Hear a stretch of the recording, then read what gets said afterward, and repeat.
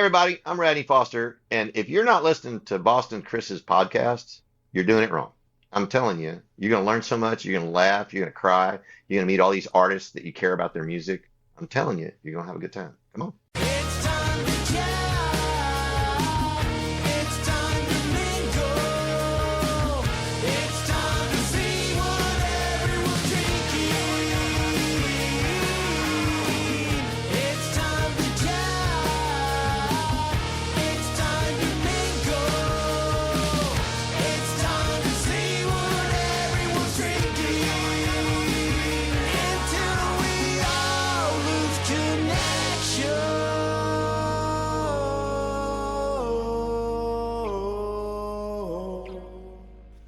Hey guys, Boston Chris here with another episode of the Boston Chris podcast. You are tuned into episode number 43, and we have the legendary songwriter, producer, author, actor, performer, artist, Radney Foster, on the show for the very first time.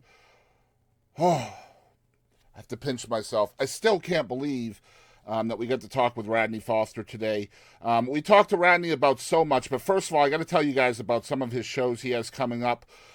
Tomorrow in Huntsville, Texas, at the Old Town Theater, he has a show. He has a couple of sold-out shows, but then on February 16th at Chiefs on Broadway in Nashville, Tennessee, and on March 16th at the Hop Monk Tavern in Novato, California. Y'all make sure you get tickets to those shows. I will put a link in the description below to Radney's to his website, and also to his Songwriters for Soldiers charity that he does a lot of work for. We're going to make sure that there's links in the description below for both of those things, so y'all please make sure you're checking those out. We got to talk to Radney about a whole lot of stuff today, including how he started in music in Del Rio, Texas, became a songwriter or playing guitar at 12, writing songs at 14. We talk about some lessons that he learned from his parents, how he chose music over education briefly, and the dynamic that kind of played a role in all of that. We get really into songwriting, the nuts and bolts of songwriting, and so much great advice from a legendary songwriter right here on the show today. We talk about the impact of both Randy Goodrum on him and Bill Lloyd, of course, from the Foster and Lloyd years. We talk about all kinds of cool things, including the For You to See the Stars record, which also obviously includes 10 short stories that go with those songs. All of this stuff you can get on his website. It's just so much cool stuff in this episode with the legendary mind of Radney Foster. So excited to show you this interview. Without any further ado, let's get into it. Hey y'all, this is Scott Sean White, and thank you for tuning in to the Boston Chris Show. I have every single one of my children all play instruments, but they all also record stuff. You know, I mean, one actually went to audio recording school, and now my daughter's moved back in with her girlfriend, and it's because she's like, I want to go back to college. Can I go to audio school? And I say, yeah, you can. Come on. Yeah, they don't realize how much they'll miss school until they're out of it, right? Well, yeah, but then also I think she's seen her brothers both have, careers and things that are hard to do because they can wear multiple hats. And so I think her love of music is because she sings and plays guitar and, is in bands and all that kind of stuff. But I think she's seen it's like, oh, you can, having another skill as an audio engineer might help you make it through this whole thing. Well, Radney, I can't imagine where they might have gotten the multiple hats idea from, right? Yeah. Guys, it's episode 43 of the Boston Chris podcast, and we have Radney Foster on the show. Radney, how are you today? I am great. I've had a really good day doing all the fun parts of the music business and not the unfun parts. So, yeah. Which is great, and I'm really excited to have you here. Thank you for your time today. And you're very welcome. So Radney's going to be in my neck of the woods here in a couple of weeks. Actually, a week from Sunday, you're coming to Winsboro. I'm in Northeast Texas. Yeah. And we were supposed to promote the show, but it's already sold out, so that's huge. Yeah. I didn't realize it's already sold out. That's great. There it Yeah, is. I found out today from the booking agent over there. He's a friend of mine, and he was like, "Yeah, Oh, Boston, it's fun. already sold out." So, yeah, and I'm excited. We're going to be there. It's a matinee show, which I believe is just going to be Yeah, you and your guitar, right? it is. I have been doing, I have 3 or 4 ways that I tour. Of course, I tour with a full band, Hmm. and but I also do kind of a bluegrass duo or trio type thing, Hmm. which is always kind of fun as well. And then I do just me and my guitar shows, and uh, that coming weekend is one of those weekends where it's just me and the guitar and the stories and the songs. And then you head out to Belize right after I that. am I am I am I'm getting on a plane to Belize the very next day. Yeah, and that's a And, crazy lineup out there with Jack it is. Ingram, William I was Beckman, like I would have wanted to go as a fan, right? right? Yeah, And it's absolutely. like, wait a minute, you're gonna pay me to go to this thing? So, yeah, you gotta. And I was like, but you gotta sing. It's like, okay, no problem. Yeah, That's yeah, awesome. sing Can I for your can I watch supper. everybody else? Yeah, Yeah, yeah, right. yeah. Can I watch everybody else? Because it's really great. So usually we start off with a little bit of an icebreaker question, and that is, what are your favorite drinks right now? What have you been drinking lately? My favorite drinks. I am a huge bourbon fan, and so, but also, uh, I love all kinds of wine, and it's generally kind of, pairing it with food. But I went Mhm. out to dinner with William Beckman last night, Wow. and my wife and I went with him to go see a band, and we ended up going bowling after we saw the band.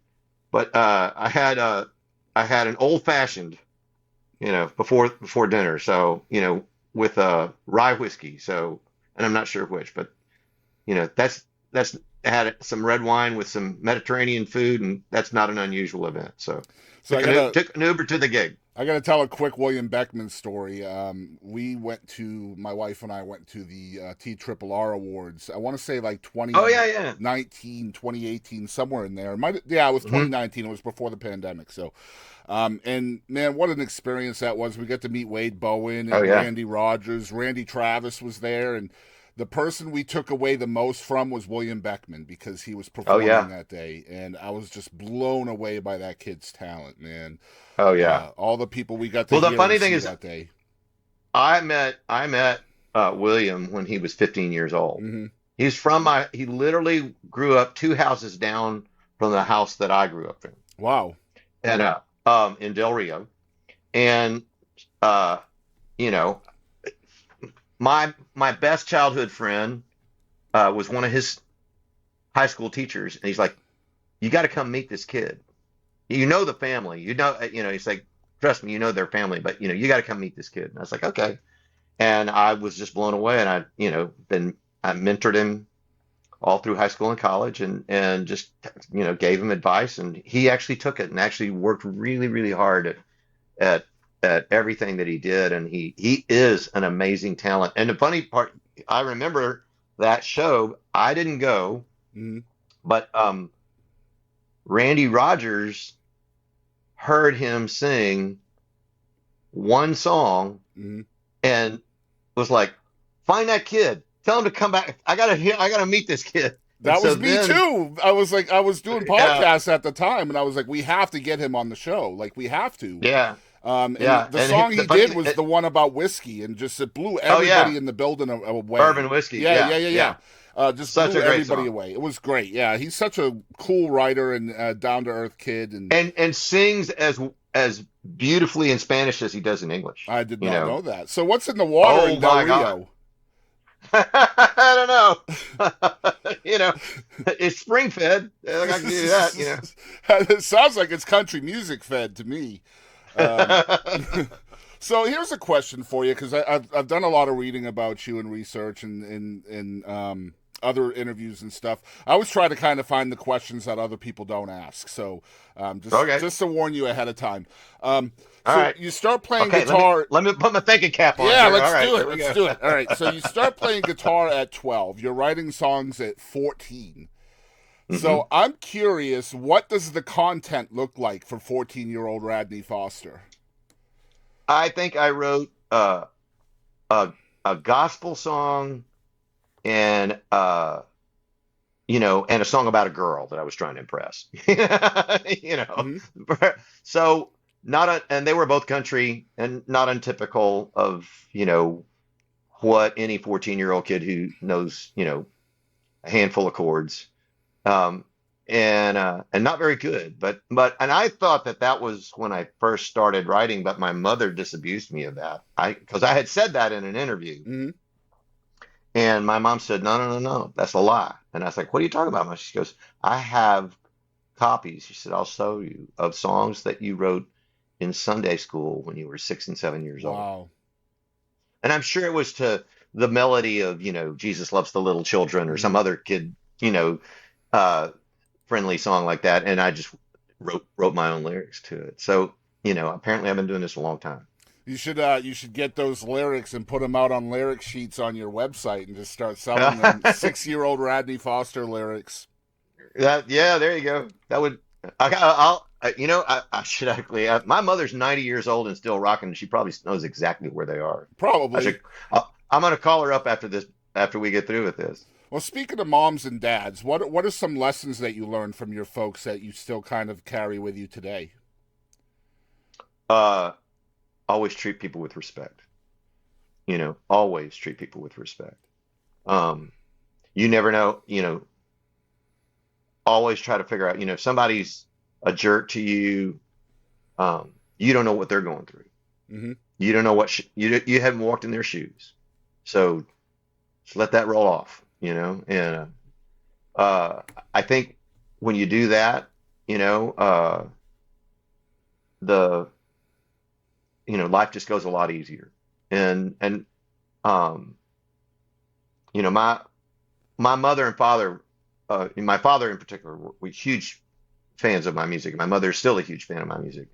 But if I was a jerk to somebody, they would be all over me like, you know, a cheap suit. Hmm. It's just that is, always been kind of drilled into all of us foster kids. And it's helped me a lot in life. It's like um, listening to someone and how they feel about something, um, works in any business situation and works in a lot of, personal situations all the time. And so, I mean, that's probably the biggest thing that I gained from my mom and my dad. And as a public persona now, I'm sure that serves you very, very well. Oh yeah. I mean, absolutely. And you can catch me on a bad day. I'm a human Hmm. being, just Of like course. anybody else. But But if but kindness is your baseline, though, there's a lot less thinking yeah, that goes into your that's everyday. right. You know, Oh yeah. I Yeah. mean, I mean, it's you don't like have to fake it to make it, so to speak, because your no. baseline is already great. It's already a good place to Yeah. start from. Um, my social media profiles all say kindness is effortless. It's the very first thing that you see under my name everywhere, Twitter, That's Facebook. awesome. Yeah. That's And it's so that's really true. true. It takes so much effort to be mean to somebody. It just doesn't make sense to me. Yeah. But like the lack of Well, I think one accountability. of the things, Go ahead. you know, yeah, no, it's just it goes a long way, and also I think it's about trying to, and this is the songwriting part. As a songwriter, you're a storyteller, so you're trying to look at it like, you know, who is this character? Who Mm-hmm. is this person? And the the habit of being observant and watching people and figuring out, because it's not just you. I mean, a lot of times it's couched in your own terms, as as your own part of the story. But it's like, uh you know sometimes you get an idea from seeing somebody else go through something. and Mm-hmm. and and one of the things that I realized is, if somebody comes to see me play, and it's a $40 ticket, to come see me do a show, and and it's them and him and his wife, and maybe him and his wife and his two kids, and they went to dinner, and they bought some drinks, and they bought some t-shirts and a copy of my book, and that guy just spent a lot of money. Mm-hmm. and I can guarantee it, he works a lot harder for his money than I do for mine. Because I got, I always say, I think we were talking about before, it's like the music's the easy part of this job. Mhm. The hard part's all the other, you know, BS you have to go through. Yeah, and But you've dealt with both sides of that too, because you've been an indie artist, you've been signed to sure, major labels, so you've seen both sure. sides of that. You've done the work Oh yourself, yeah. and you've had a label behind you as well. So you have a lot of unique perspective in that. And so speaking of perspective, you did just mention something about songwriting and perhaps writing from a different perspective than your own. Do you find yourself writing that way more often, or is it more life experience for you? It's both. I think one of the things that's kind of changed my songwriting some in the last 10 years is well, two things really have. Uh, One is a Songwriting with Soldiers. Yeah. Is an organization that I work with that is the coolest way I get to give back, and it is dear and near to my heart. And I try to do at least one retreat, and sometimes a couple a year. They put on retreats all over the country, do hundreds of mini retreats, and uh, 12 really big, full on retreats. And you write with, you know, veterans of, foreign wars with wounds that are both seen and unseen. Hmm. And my job there is not to write a hit song. My job is to help them tell their story. And I watch the process of doing that change lives and become an amazingly cathartic experience, both for them and for me. And Did Belmont and and Six come from that? the it's not written with it, but the idea for it, because and also it's like if you're around veterans enough, you realize there's a demeanor of the way they carry themselves. Hmm. And Belmont and Six was actually born out of me amalgamating two different characters who were I knew were homeless. Um, and one I was able to know they both were guys who were selling. There's a local written by and for homeless people magazine called the Contributor Right. in Nashville, and they can sell them for $2 and they get so at the end, instead of being able to say, well, what have you been doing for the last 6 months of your life? I've been homeless and unemployed. You say, I've been in sales, right? They have a job. Hmm. I also wrote articles for, I mean, it's a job. Yeah, I did distribution, and so it really changes a lot of lives that way. So, um, one, I knew what went on because I used to always see this young guy, and and he was always selling the Contributor as I was coming out of dropping my kids at middle school. And so one day I'm turning the corner, and I'm gonna get emotional just talking about this. So I turn the corner and there's a sign with a bunch of balloons on it, and it just says Kevin got a job. Nice. And I had to pull the car over and bawl right then and there. But I thought that was so cool that whoever had hired him, you know, knew enough to go, you need to let people know what really happened to Yeah, him. it's a This wasn't a bad celebration. thing. Yeah. Yeah, it's a celebration. The other is that there's a guy who was a vet. I knew he was a vet from just his demeanor, but also from the way he talked, and and he was at a different spot. And I used to buy a Contributor from him as often as I could.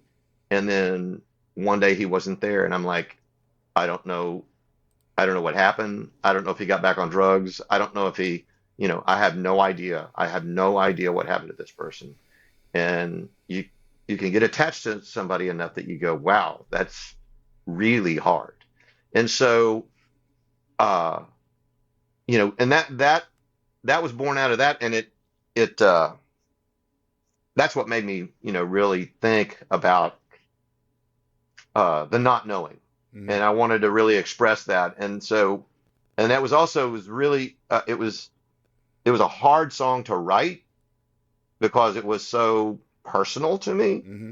but then also then trying to write a short story that's the sister to that experience, and was even tougher, and Yeah. but it was really, but it was cathartic for me to write the short story after I wrote some of the on the. I'll just fill in the audience for a second. So my last record, as you know, but not everybody else who's watching knows, was a album of 10 songs, but also a book of 10 short stories to go with. So there's a short story for each song on the record, and writing Belmont and Sixth It's called short for you to story. see the stars, just so everybody knows Yes, out the there. name of the album is For You to See the Stars, and if you go to radneyfoster.com, the books come autographed. So there you go. Yeah, go get it. And I mean, you can go get them at Amazon or your local bookstore or stuff like that. But if you go to my He'll place, sign them. I'd Go to sign. the website. We'll I'll put it in the I description sign below, them. y'all. Yeah, yeah. So that was a tough one to write. And also, uh, what was fun about that project is that some of the short stories came before the song, and some of the songs came before the short story. But that one was definitely one where I had the song, and I knew it's like I really want this song to make this record. But if I don't have a short story to go with it, it's not gonna. Hmm. You know. Well, I've listened to all the songs. I love the record. It's probably my favorite record by you. I have not read the short Wow. Thank you. stories yet, though. But I see. I'm a huge fan of like toned down, acoustic kind of coffee shop vibe music. Sure.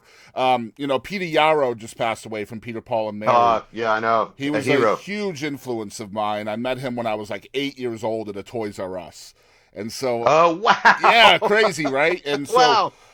I've always loved folk music because of that experience and that Right. kind of toned down, just the guy with the guitar kind of sound.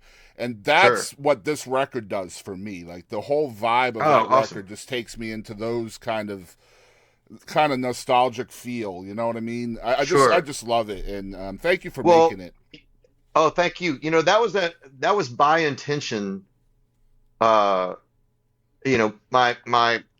my co-producer and good friend Will Kimbrough, who's a phenomenal guitarist and plays with Emmylou Harris, and Mhm. I mean, and also a great singer-songwriter in his own right. Um, when I started talking to him about potentially producing this record with me, he said, I will, but I want to make sure that we, as much as we humanly possibly can, make sure that you're singing and playing your guitar, and that's the focal point. And because I want as many, and we'll overdub stuff if we have to, but I would much rather that we try to capture you live in the studio. And so that attitude and knowing that experience made me um, learn the songs better, play them a little differently, a lot more. Even though some of them I tracked on electric guitar, they still feel more like my living room than they Yeah. do, you know.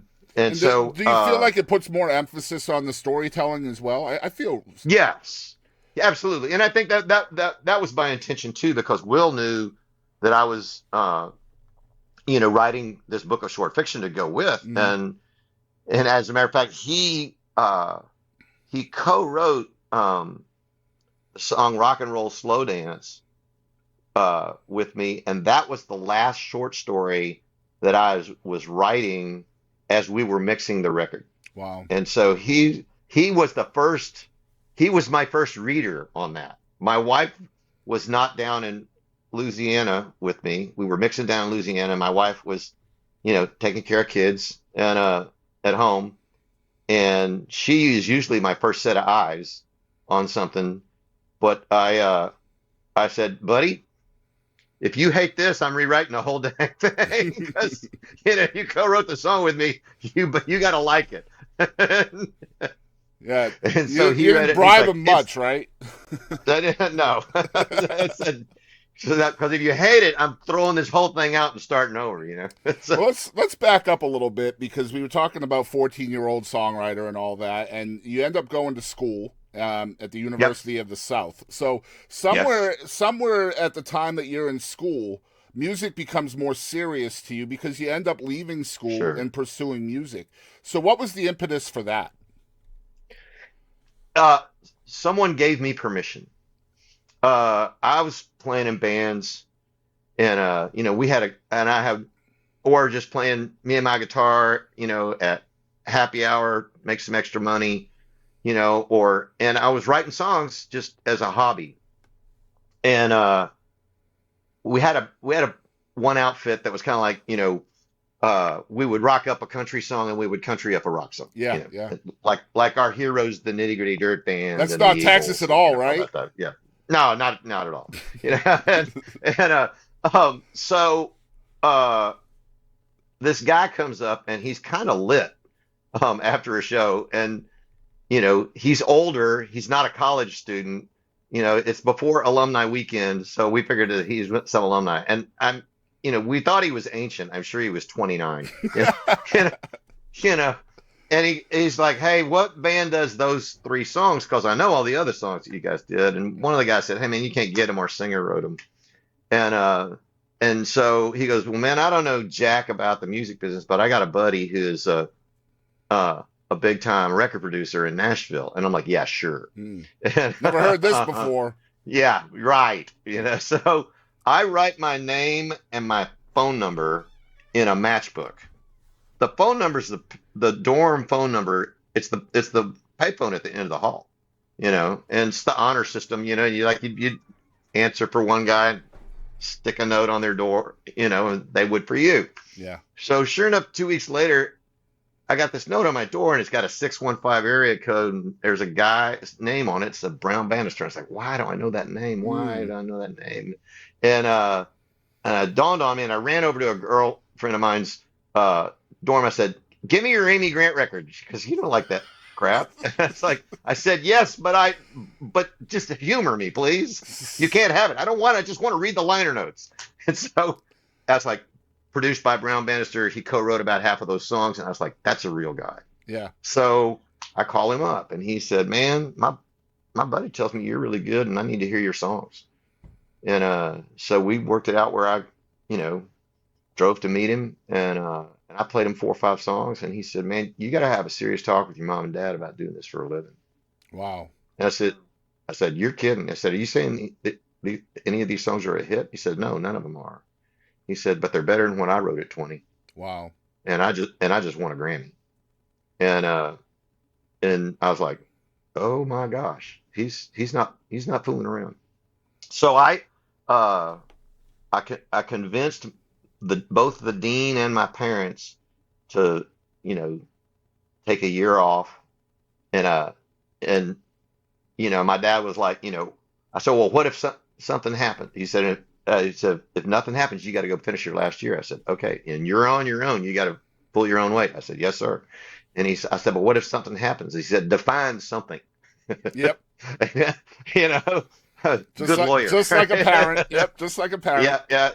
And I said, "Somebody either gives me a publishing deal or a record deal and pays me to write songs and perform them." He goes, "That's tangible."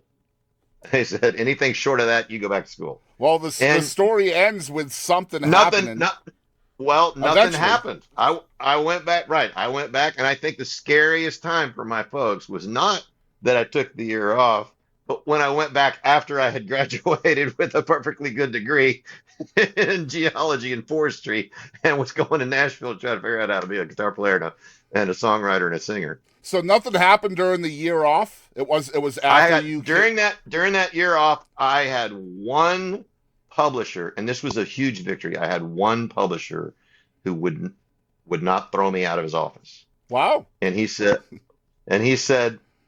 "You can bring me songs." He said, "Call me on like a Tuesday or Wednesday and warn me, and I'll tell you whether you can come that Friday or the following one." And he said, you know, and it was kind of funny because he was kind of like, "Come at 4 or 5 o'clock and bring some beer with you."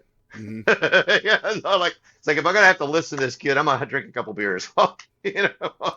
And so I would go, and I'd play him a song, and he was really good about, and he never ended up signing me. I got signed to a different publishing company like 5 years later, and but he was really great at sort of teaching me how to do a doors off restoration on a song, and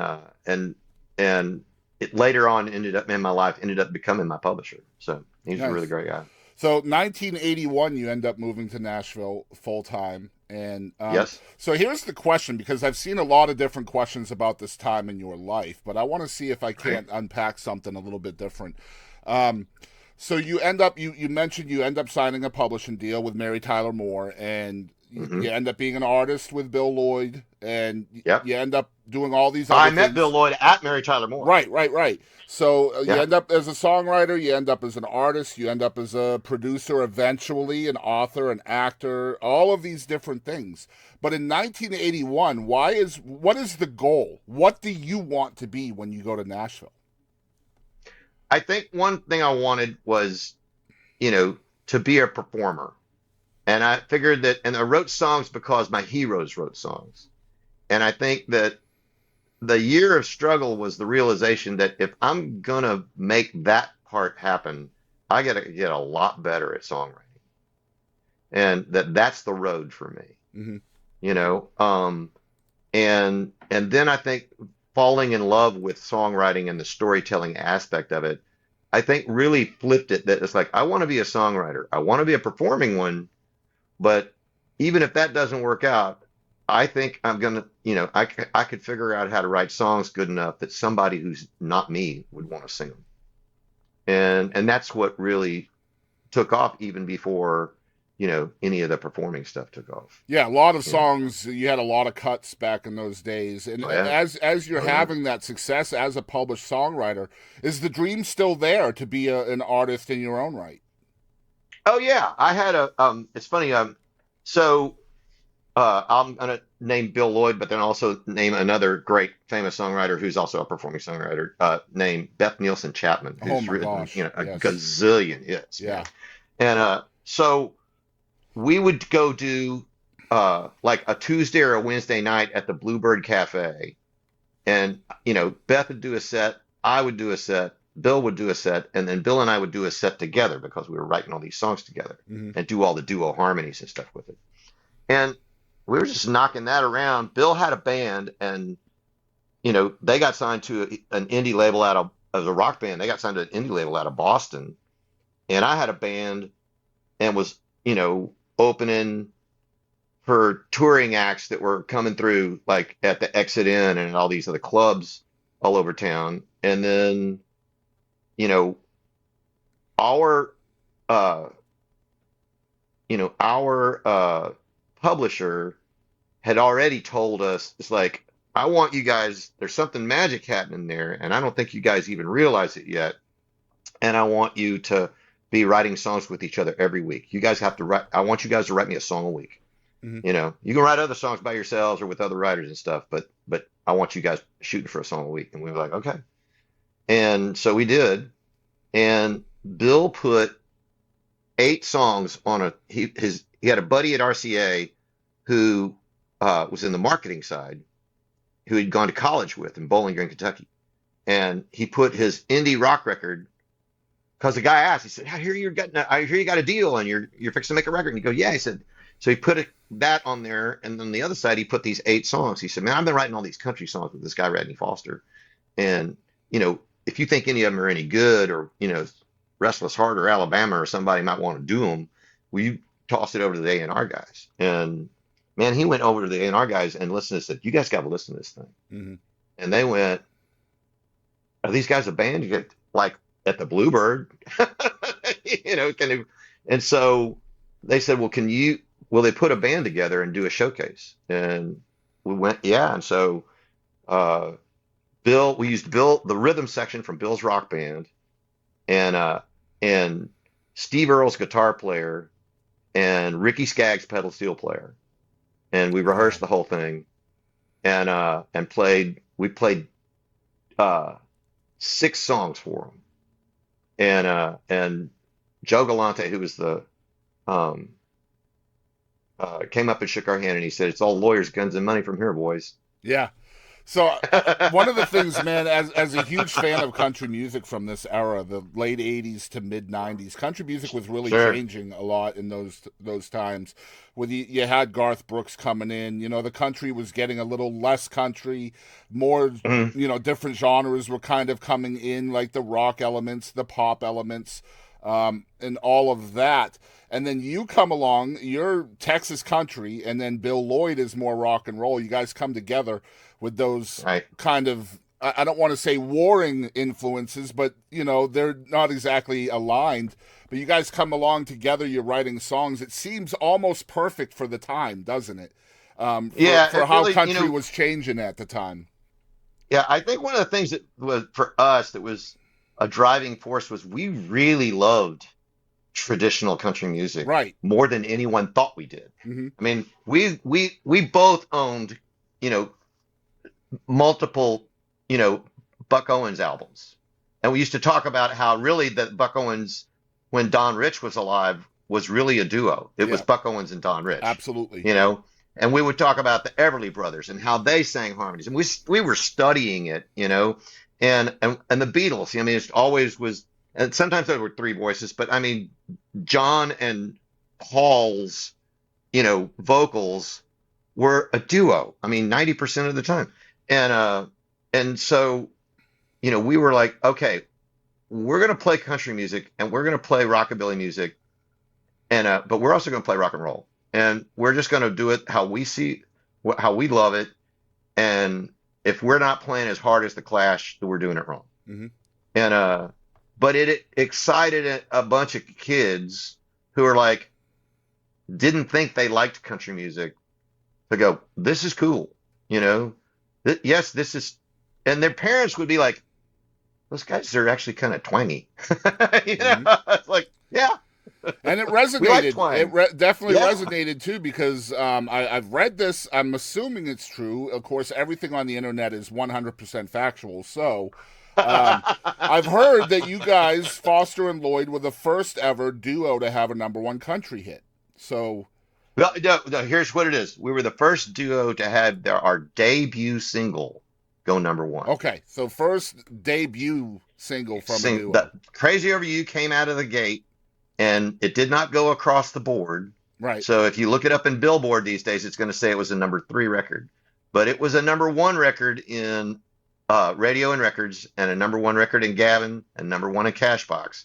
You know, so you know, I'll take it. But yeah, Absolutely. we were the first. We were the first duo, and we thought about that. We were just astounded. It's like not the Everly Brothers, not the Louvin Brothers, not anybody. No duo had had their first single go straight Not to even #1. Conway and Loretta. Like nobody. Oh yeah, no, Yeah. yeah, Yeah. yeah.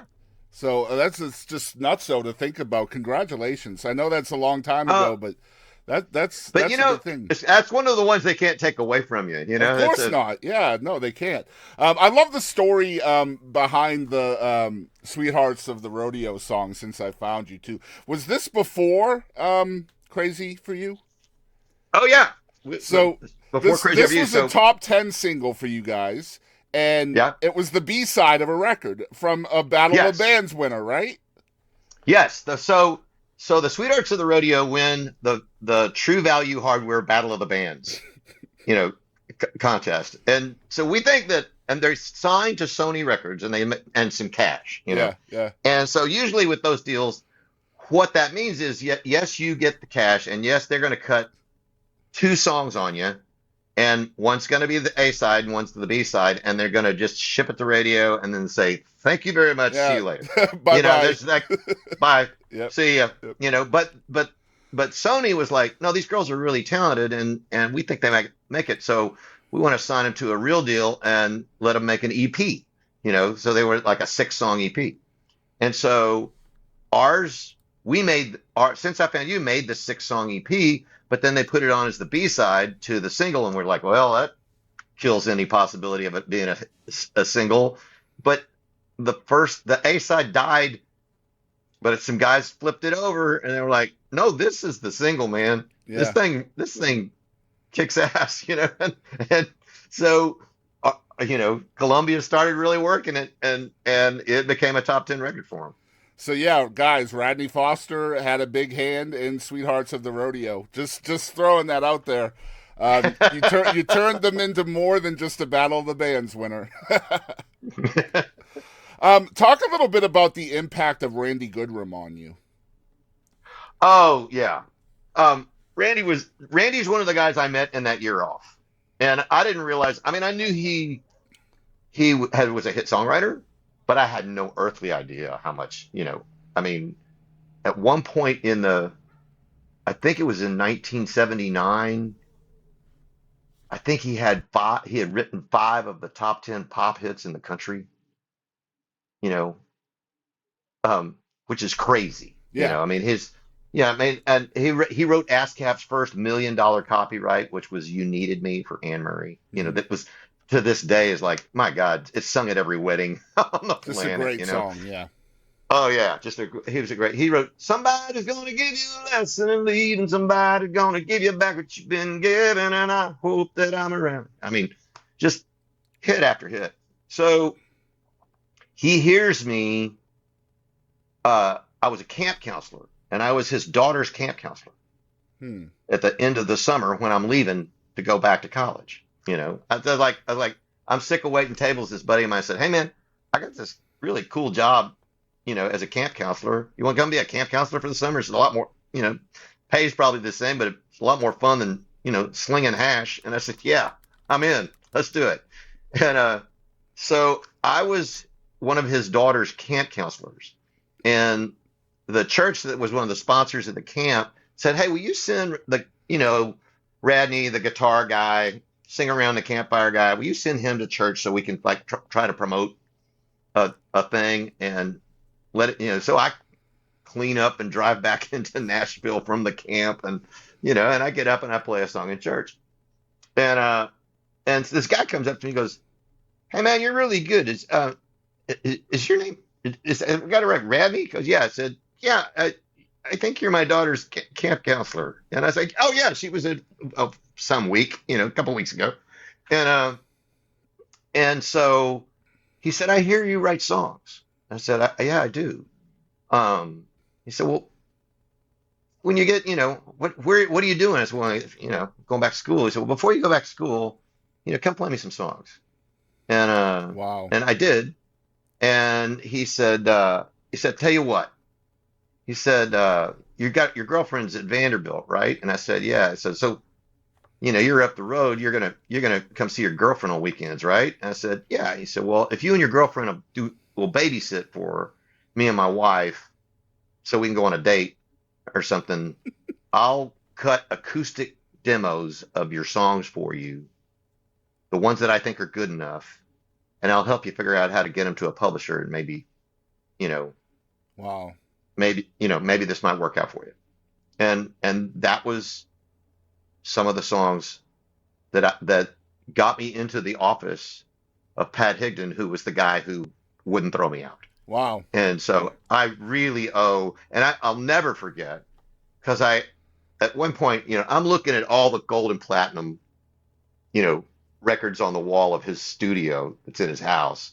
And, and I just turned and I said, and he was spending way too much extra time on trying to help me get this, acoustic guitar and my voice thing cut and really good.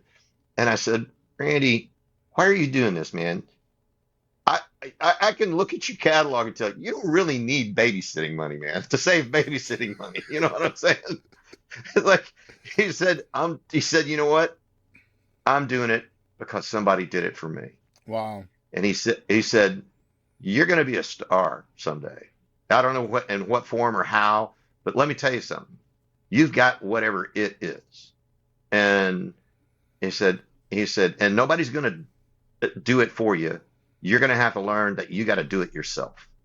He said, "But when you get there, you need to remember this moment right now, and you need to give back because that's what I'm doing now because somebody did it for me." I love that, And man. That's why we do and these that's shows, the these greatest stories. advice. It's the greatest advice anyone's ever given me, and I love, I love Randy to death. Yeah, I love that, man. Yeah, that's why I love doing this show, man. The stories are just so paramount to people's existence and your evolution over time sure. and who you became and who you are as a person and an artist. So excited to have you here. We're going to take a brief break for a commercial from my friend Pappy Middleton. Yeah, that Pappy Middleton, Bonnie Raitt's producer. Y'all check it out. I'm putting it together right now, and I'd love to get it out that any any student, I don't care how old you are or what, if your heart lies within this kind of domain of the sound, playing, any of that, I'm gonna start taking one day out of every couple of weeks and invite students in for a very small charge, and I will tell you whatever you want. Any question you got, I'll try to answer it. Well, I will certainly put that out there. I'll make this a little ad for you, and we can share it Because everywhere. they'll have full access to the studio, everything. I can tell them everything about how all of this started from analog into the digital world, and you'll be able to have hands-on, and I'll show you why analog sounds better than digital. Amazing. Yeah, I'll definitely cut this out. I'll make a little ad out of it, and we can share it everywhere. That's awesome. Absolutely. Because I'd love to do it. That's my legacy, is to leave with. It's the pass it down, right? Yeah. I mean, All right, we are back. Thank you, Pappy. You guys make sure you're checking out Palmyra Studios in Palmer, Texas. Pappy will let you on as an understudy, and you can learn the magic of analog versus digital. He's still doing reel-to-reel and all of that stuff, so... That's awesome. Yeah, so cool. But we have Radney Foster here, and I have a question that I love to ask songwriters. Now, as a songwriter, what do you feel is the most important thing to you creatively in the process of going from a blank sheet of paper to a fully fledged song? A couple of things. One is, I think, you know, be willing to let yourself have to flounder. If whether you're writing by yourself or you're co-writing with somebody else, you have to be vulnerable, especially if you're co-writing with someone else. Be vulnerable enough to go, this may be crap, but how does this sound? It's like, and so I think that's a part of it. The other is that for me, it's honor the craft enough that that you really dig in a second and a third time, because Guy Clark, best advice I got from Guy was, he said good songs are written, great songs are rewritten. And he would rewrite as he went. And for me, I can talk about accolades of who cut my songs, but the fact that Guy Clark cut a song that me and Bill Lloyd wrote with him, wow, that's the mountaintop, man. Absolutely. And so it was, I think it's paying attention to that craft, and once you get past the blank sheet of paper and you have the song, I think the next step is not just the song itself, but it's figuring out how to have a delivery that's compelling, and the, because there's something, and sometimes that's it's the space you give it, is the tempo right? It's asking all those questions of yourself. And then, like, if you get a chance to go in a studio and work with someone like Pappy and make a demo of the songs, or make an indie record, or however you're going to do it. Quincy Jones said, and this is the best advice, Quincy Jones said, always leave enough room for God to walk through the room. Leave enough room in the arrangement. Like, you got these great musicians here, let them figure it out. And the thing that, was always, you knew you had the take in the studio. And this is true of the songwriting on the page. It's kind of like figuring out, it's like, well, this song is finished when the total is greater than the sum of the parts. And this record's finished when magic just happened. When God walked through the room and something about that take happened and everybody knows it. Is that what you're And searching for? Like for your creative mind, you're searching for that sure, end, that finish?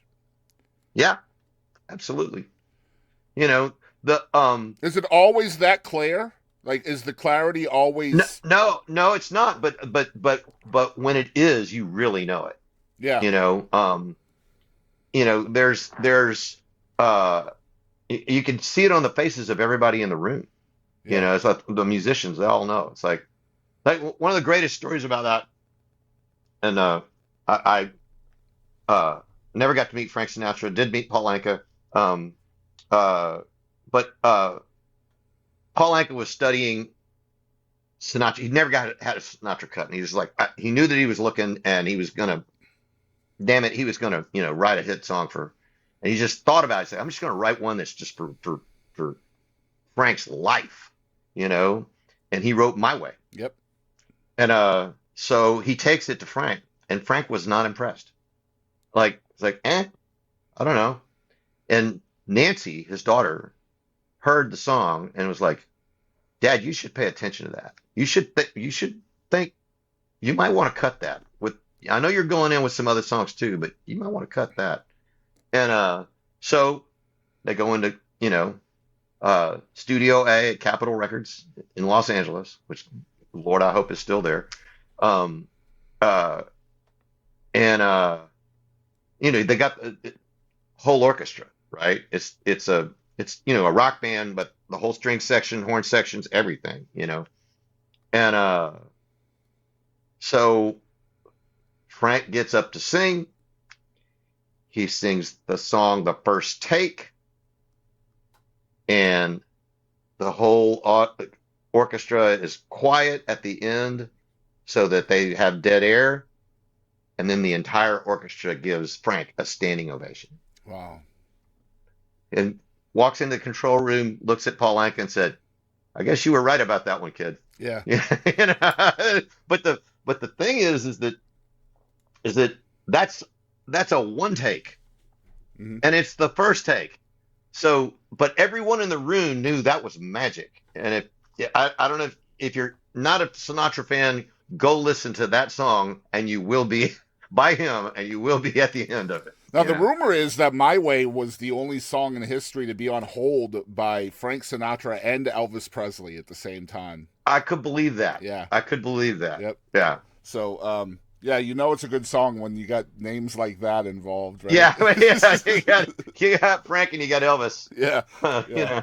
know. What's you talked a little bit about the studio. What is the difference creatively for you between songwriting and producing?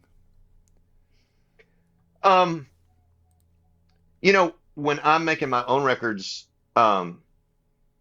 it's a Radney Foster record. Mhm. And when I'm making somebody else's record, I'm trying to help them make their record. It's like Rodney Crowell gave me the greatest advice. He said, just remember when you're doing this. He said two things to me. He said, because he'd heard that I'd gotten this uh, uh, gig producing a record for somebody, and he's done that very same thing. Mm. He's been multiple times a record producer for other people, and yet his own artist as well. And he said, number one, don't stop making records. He said, because I heard your last one, and it's really, really effing good. And he said, so don't let that get in the way. He said, but when you're making them, because I asked him some advice about stuff like that, and he gave me some that was kind of technical, which was really good. But he said, just remember that their name goes really big on the front of the record, and your name goes really small on the back of the record. Yeah, So you have to put yourself in their mind space, essentially, right? that's right. And Yeah. and let them figure out, how. And some of it is just like leading them to a place that is like Quincy said, just giving space for magic to happen, for God to walk through the room. And um sometimes and there's it's being an emotional coach. You can sometimes it's like if it's a rocker and a band's just not on top of it enough, make them mad. Yeah. It's like So all of a sudden he gets like, Radney Foster, it's not gonna, that's right, the fracas. And then you get through it and you go, how's that sound, guys? That's great. You know, and but other times it's like, it's really less about, um, you get through with, you know, it's kind of just guiding people because, uh, you know, you could have a really cool guitar part, but it's getting in the way of the singer, Mhm. and everything's about the singer in the song. Yeah, I've heard You that know, so much on songs where the instrumentation is taking away from the delivery, you know? yeah, Yeah. yeah. It's like, I mean, Will Kimbrough, when I was, I always thought this was, uh, when we were cutting, and it was on Belmont and Sixth, which you mentioned. Hmm. So I'm in the control room and I play that song for the band because they've all got a chart and a lyric sheet, and because Will was like, I'm not going to play demos for him. You're going to have to play, you got to play, you're going to play it for him, And I was like, okay, great. And so I go in and play that, and he said, gentlemen, our job is to stay completely out of the way of that. Wow. And that's like smart advice, right? Hmm. So, and if you go back and listen to how sparse, you know, that song is delivered, and yet how powerful, and that was a really, really good advice to a bunch of phenomenal Yeah, players. once again, it shows the magic of the human element, right? Like, it's just, Right? yeah, you can't, Yeah, that's the best part for me. Like, I'm not a songwriter or a musician, but I've been in the studio a lot watching other folks do their thing. sure. And just, man, you can't replicate what humans can do um, by Oh yeah. themselves, without technology, without whatever. Just that human element is so Well, important. I think right, and sometimes it's like, um, it's. I think your job as a producer is to kind of let go of all of your, like, I can walk in with a bunch of preconceived notions about how I want this song to go, but then uh, there are countless times in records that, something that a guy thought was a mistake, Yep. that the producer, and myself included, the guy come running in there that's not a mistake. That's a Yep. feature, not a glitch. Do that again. And everybody that was doing what I said you might want to do, forget everything I said and do what he's doing, Yep. or do what she's doing, There's It's a, dozens of hits from back in the day where you can hear people sniffling and coughing and oh yeah, oh like yeah, like if yeah. you really put your headphones on and listen to some of those productions from back then, and they're perfect. Like, they're Oh absolutely yeah. perfect, even with those the Oh, character, right? old time rock and roll is like bang, bang, bang, bang, bang, bang, bang, bang. And then you can even hear the drummer or the piano player, whoever it was. I mean, I'm sure they tried to mute it, Hmm. but you can just barely hear it because it's bleeding through. It's like, no, no, no, man, let me have another one. And so, Hmm. so it's like, oh yeah, we'll start the song over again. So Yep. they do bang, bang, bang, bang, bang, bang, bang, bang, and then There's a lot they of heard it and we're like, oh no, yeah. do it twice. There's a lot of Yeah, instances there it like goes. that, man, from back in the day, and Sure. I love that. So, Radney, I got a few more for you. We're gonna have a little bit more fun with these next few questions, All righty. and I'm gonna try to get you out of here by 5, which is in about 12 minutes. I know you have something else going on. I So just got another one of this kind of another interviews. yeah, busy, It's, you know, busy. Again, I can't thank you enough for your time today. oh, you're very And welcome, man. I'm looking forward to the show in a couple weeks too. Hopefully, I'll get to meet you and take a picture. And Oh stuff. yeah, I'd love to. Okay. Yeah, absolutely. Mount Rushmore. We always ask a Mount Rushmore question on this show. Who's on Radney Foster's Mount Rushmore of songwriting? The 4 Oh best man, songwriters in your mind. Guy Clark, um, uh, Jimmy Webb. If for no other reason, Wichita Lineman. Mhm. Chris Christopherson, and I'm gonna say Carole King. Nice. So I got to tell you, your name has been mentioned more than any Oh other my God. on this show on Mount Rushmore. I just want you to know that. That's Um, hard for me to fathom. So, well, so thank you. I I'll take the wanted you compliment, to but know that we've done a lot of the Mount Rushmores. Your name comes up a lot, whether it's Texas artist, songwriter, country artist. Your name is always mentioned. So you are a huge mentor and inspiration to a lot of artists out there. So that's got to be pretty humbling, right? it is. you know, I, uh, I think one of the things that you were talking about earlier, was I wanted to be a performer. And there was a point at which in the after I'd had a little bit of success and I'm in Foster and Lloyd, I think I had this sort of mindset of like, all of this fame and playing in front of a bunch of people is like this is what goes up must come down. This whole thing can go away. Mm-hmm. And I just said, I want to be the best damn songwriter I can be, and really, really work at that, and not ever let up, not stop learning, stay curious, don't rest on your laurels. It was like I just want to really make sure that whatever I'm doing, that's what I'm doing, and it's worked out well for me just having that attitude because it's made all kinds of things happen that I didn't think were going to happen. Yeah. And, you know, like writing short fiction, or my wife and I have written a screenplay based on one of the books in the short story, one of the short stories in the book, and I'm writing all the music for the film. And so, we're in the development stages, and with any luck, we're gonna film this thing this year. It wouldn't surprise me, So. man. You do everything, right? So like it wouldn't surprise me. You just gotta find time for it, right? Oh yeah. Man, trust me. After a meeting today, I realized, and they started talking about scheduling and all the stuff that we have to do and all the stuff that has to happen to get this thing off the ground and get it funded and all that kind of stuff. And I was like, this is my job for this year. Yeah. All right, so five quick questions for you. This is called What the Heck. Okay. This is a little less Okay. serious. Rapid fire, turn your filter off. First thing that comes into your Okay. mind, okay? All right. Number one, have you ever lost your glasses while they were still on your face? Of course. Okay, cool. Do pyromaniacs wear blazers? Never. Never. Okay. If a cow laughs too hard, does milk come out of their nose?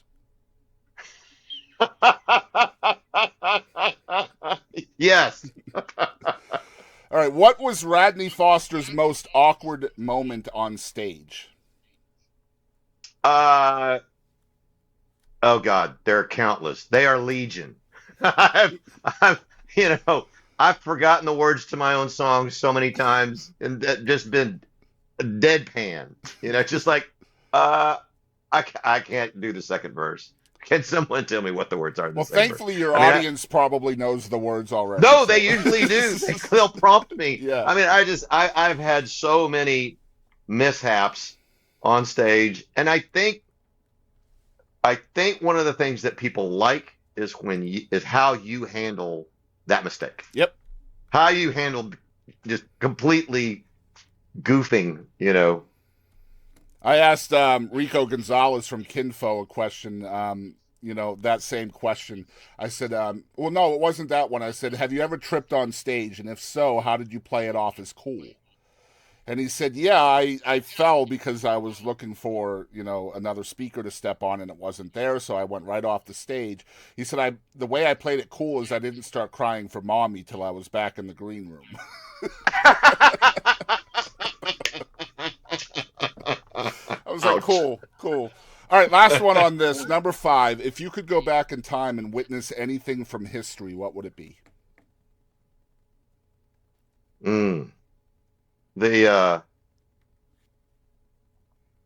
The Beatles on the Ed Sullivan Show. Ooh, great answer.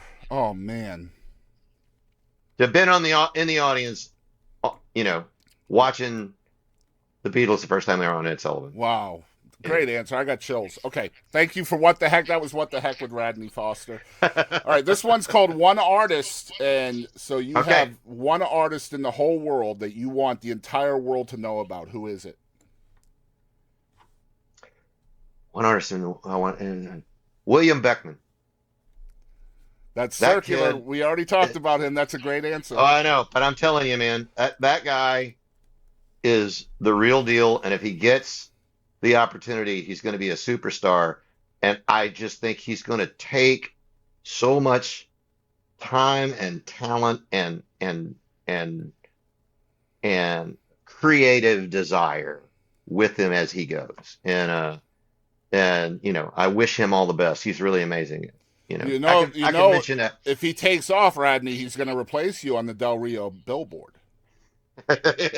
He can have it. All right, last question might be the hardest one of the day. Who is Radney Foster? I'm a storyteller and a father and a husband and a thinker, an overthinker, and a bourbon drinker. So how about that? There you go. I love it. And it all rhymes. So serendipitous, right? Radney, thank you so much for joining us today. Hey man, it was a joy. Hey, I'm Rico. I'm Jake. Thanks for tuning in to the Boston Chris Show. It's time to jam.